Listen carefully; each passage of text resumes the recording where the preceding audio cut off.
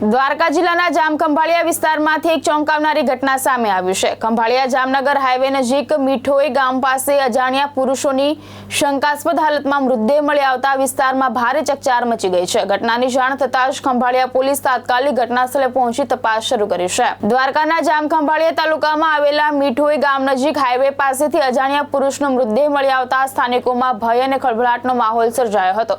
સ્થાનિક લોકોએ મૃતદેહ જોઈ તાત્કાલિક પોલીસને જાણ કરી હતી। માહિતી મળતા જ ખંભાળિયા પોલીસનો કાફલો ઘટનાસ્થળે દોડી ગયો હતો અને સમગ્ર વિસ્તારને કોર્ડન કરીને તપાસ શરૂ કરી હતી। મૃતદેહ શંકાસ્પદ હાલતમાં મળી આવતા પોલીસ વિવિધ દિશામાં તપાસ કરી રહી છે। પોલીસ દ્વારા મૃતદેહને પોસ્ટમોર્ટમ માટે જામખંભાળિયાની સિવિલ હોસ્પિટલ ખાતે ખસેડવામાં આવ્યો છે। હાલ મૃતકની ઓળખ મેળવનારા પ્રયાસો હાથ ધરાયા છે। પ્રાથમિક તબક્કે હત્યા કે અકસ્માત જેવી શક્યતાઓને ધ્યાનમાં રાખીને પોલીસે ઝીણવટભરી તપાસ શરૂ કરી છે।